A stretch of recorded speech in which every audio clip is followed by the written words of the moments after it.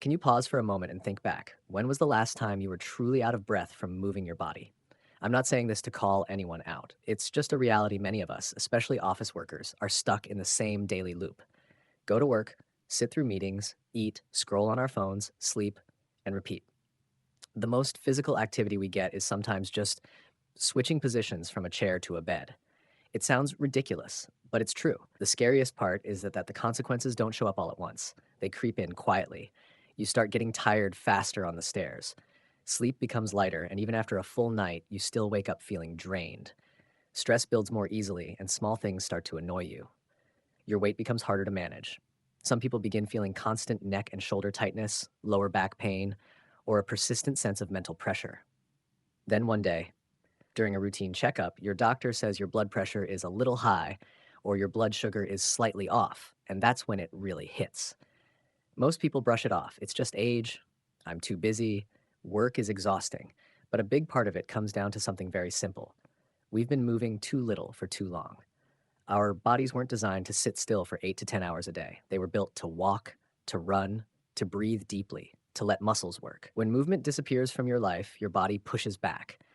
First with small signals, and over time with bigger problems. I'm not here to tell you to transform your life overnight.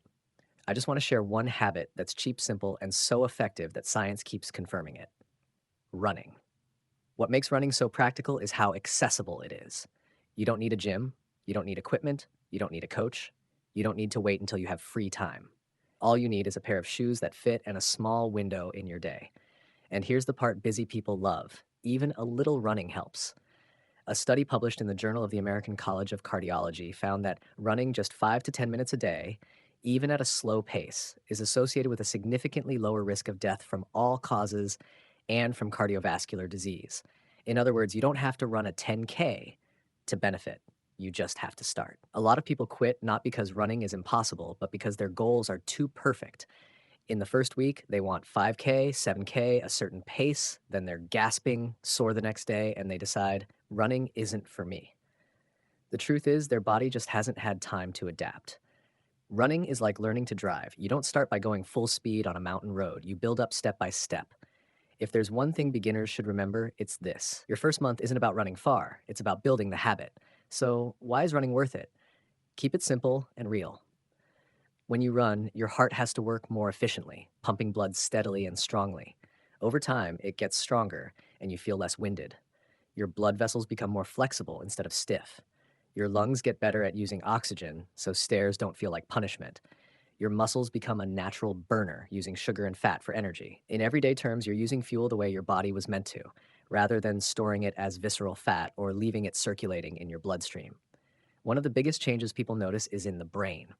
Often after 10 to 20 minutes of movement, stress drops, your mind feels clearer, and your mood lifts. Running isn't just about looking fit, it can feel like a reset button for your whole system. If someone asks, is there solid evidence? Yes.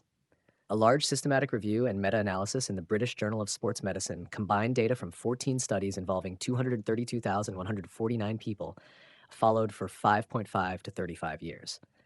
The results were striking. Compared to non-runners, runners had a significantly lower risk of death: 27% lower for all-cause mortality, 30% lower for cardiovascular mortality, and 23% lower for cancer mortality. That's when you realize running isn't a trend, it's a habit with a strong scientific foundation. But I get it, talking about mortality can feel far away. So let's bring it closer.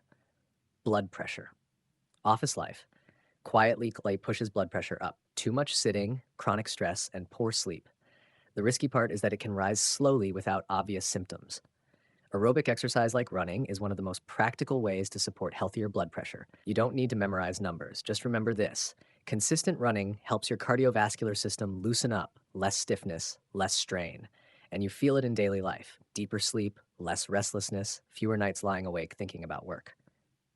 Next is something many families deal with today: blood sugar and the risk of type 2 diabetes. You've probably seen it. Some people don't eat that much, but still carry belly fat, crave sweets, feel sleepy after meals, and struggle with mental fatigue. One reason is reduced insulin sensitivity. A simple way to improve that is to use your muscles. Running helps muscles use glucose more effectively and improves metabolism. In everyday terms, you're using sugar where it belongs instead of turning it into visceral fat. Over time, many people notice fewer cravings, less post meal sleepiness, and a body that feels lighter. Not magic, just your body returning to how it was designed to work. Then there's mental health. Many people feel it even without naming it: low mood, irritability, impatience, sleep that doesn't restore you. Research continues to show that exercise can meaningfully improve depression, and activities like walking or jogging, yoga, and strength training stand out as effective options. Simply put, running won't erase your problems, but it can give you a clearer, calmer mind to handle them. So, how much is enough? The World Health Organization recommends 150 to 300 minutes a week of moderate activity, or 75 to 150 minutes a week of vigorous activity, plus 2 days a week of muscle strengthening activity. But here's the everyday version: 3 runs a week, 25 to 30 minutes each, is already a strong target. And if you're busy, 10 to 15 minutes still counts. The most important thing isn't doing a lot, it's doing it consistently. Now, the biggest barrier for most people isn't time, it's fear of injury, especially the knees. Running ruins your knees, right? The balanced truth is this: risk depends on how you run and how much you do. Recreational running doesn't automatically destroy your joints. What usually causes problems is doing too much too soon, wearing the wrong shoes, not recovering, and lacking basic strength. In other words, the issue often isn't running, it's rushing. So, how do you run in a way that's realistic, sustainable, and low risk, especially as a beginner? The simplest plan for the first 4 weeks is run walk intervals. In weeks 1 to 2, warm up with a brisk 5-minute walk. Then run lightly for 1 minute and walk for 1 minute, repeating 8-10 times for a total of 20 to 25 minutes. In weeks 3 to 4, gradually increase the run segments to 90 seconds or 2 minutes, still alternating with walking. The key is how you finish. You should still be able to breathe and talk, not completely wiped out. The goal of the first month is habit, not records.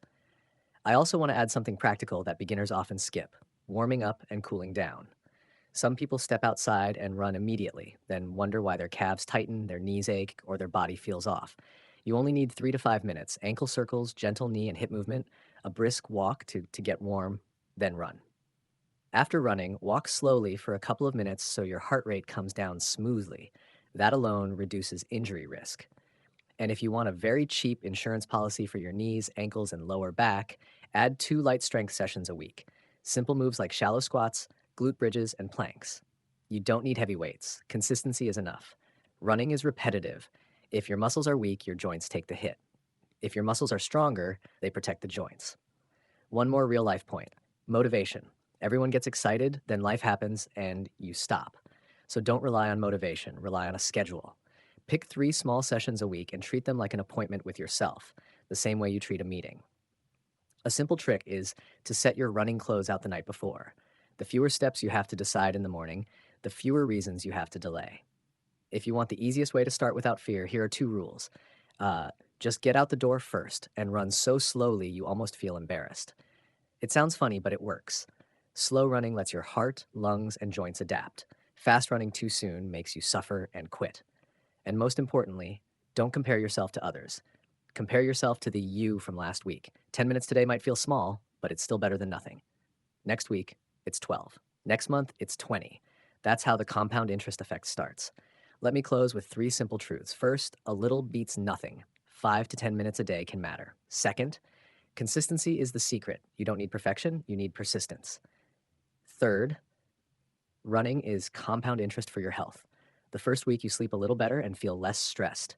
After a few months, you feel lighter and stronger. After a few years, you've built real protection for your heart and long term health. Thanks for listening. And before I wrap up, one small question.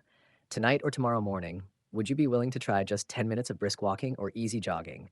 Just 10 minutes to start taking your body back.